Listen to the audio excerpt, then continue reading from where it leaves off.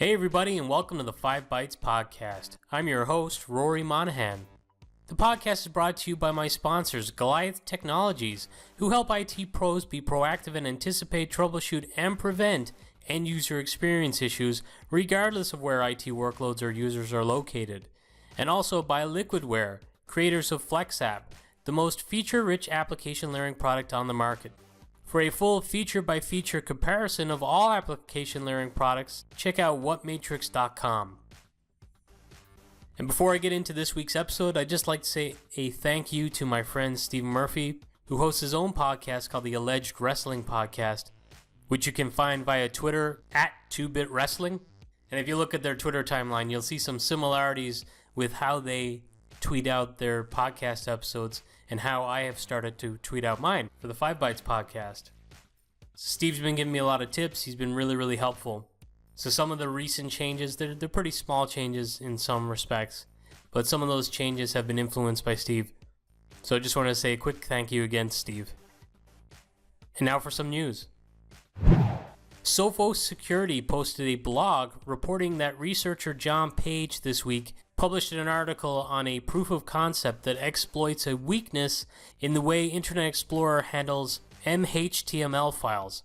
The files could be crafted in a way to ensure on a Windows 7, Windows Server 2012 R2, or Windows 10 machine that no active content or security bar warnings appear when running a malicious code embedded within the MHTML file.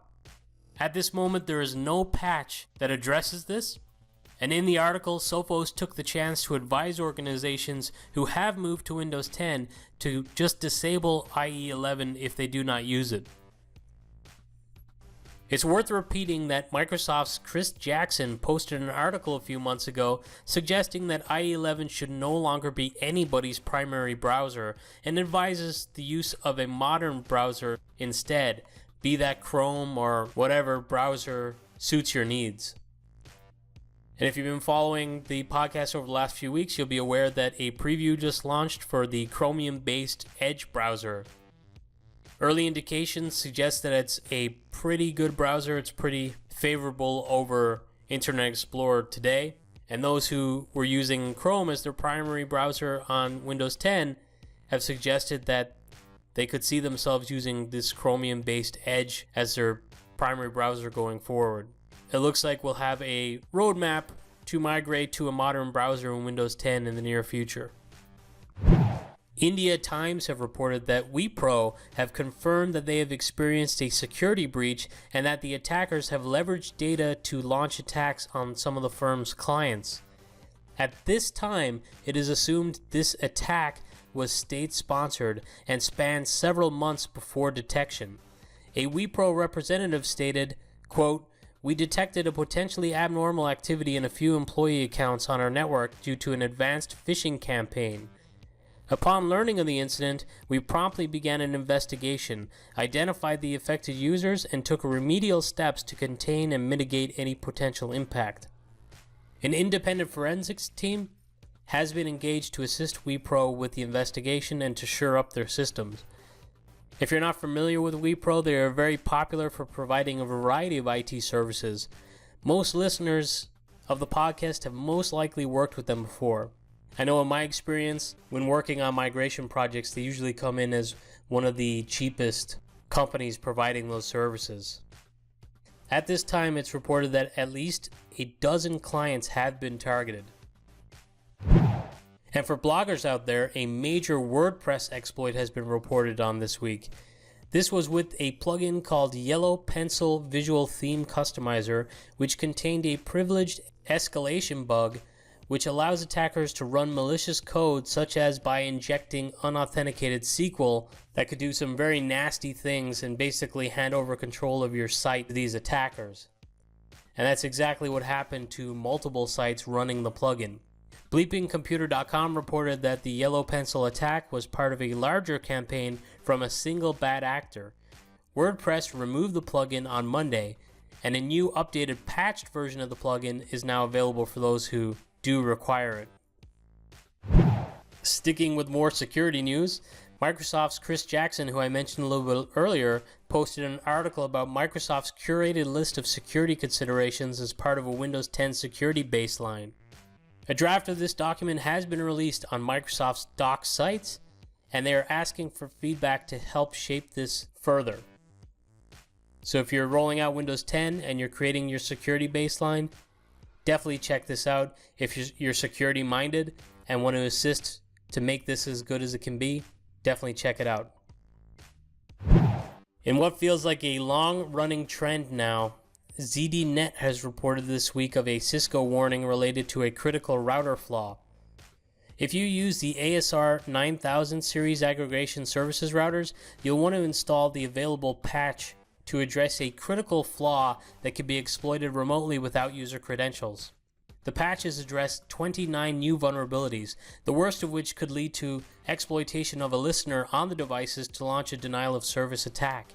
This vulnerability uses the secondary management interface, so if you have an ASR 9000 series router but don't have the secondary management interface configured, you should be fine, but still, it's worth patching to address all of the 29 new vulnerabilities that have been listed. Droplet Computing has been launched.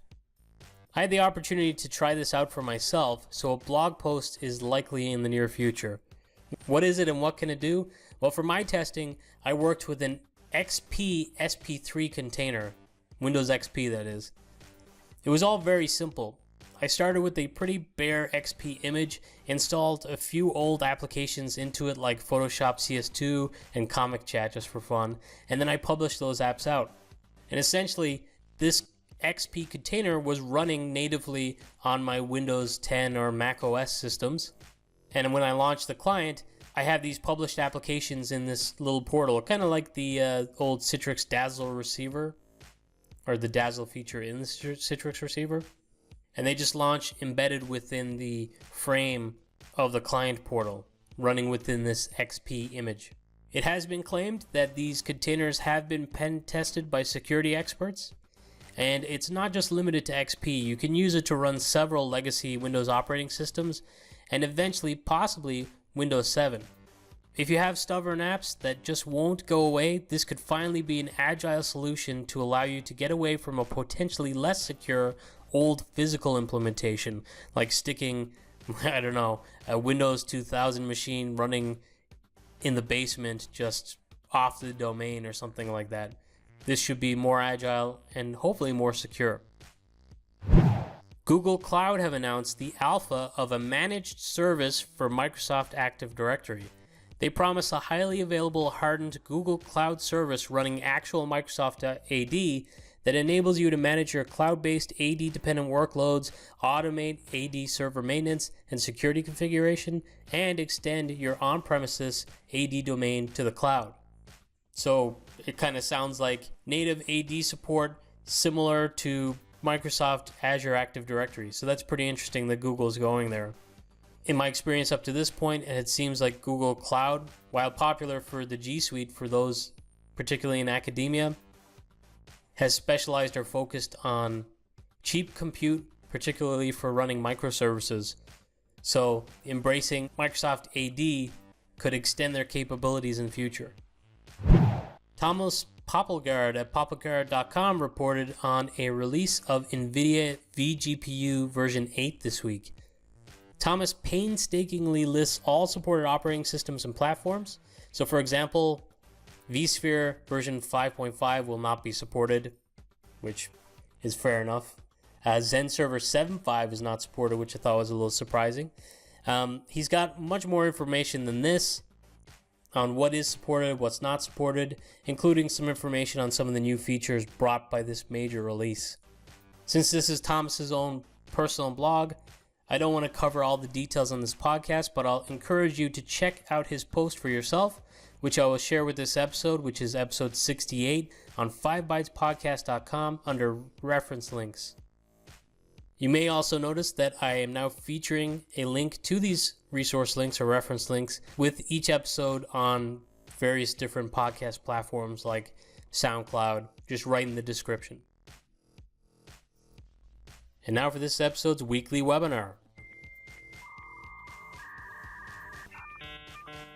AWS will be holding a webinar on the 24th of April at 11:30 a.m. that will cover compliance considerations for the public sector and education. If you work in these sectors and maybe still believe that the cloud is dangerous for your data and would have your organization out of compliance, this could be an eye-opener for you. And now for this episode's scripts, tricks, and tips. My fellow Irishman David Wilkinson at wilkieIT.com posted an update to his awesome deep dive into Citrix Cloud Plus Azure Cost Calculator. The tool takes input including total number of users, storage type, IOPS, and asks which of these Citrix components are required and much more. It then takes your inputted data and plots it out quite granularly and extensively, showing cost by item, including cost per month for, say, your delivery controllers, database, NetScaler, storefronted, etc. It'll tell you how much the compute, storage, and network will cost, itemized, and much more. Some of the data is also plotted into pivot charts, highlighting where the biggest cost is per month.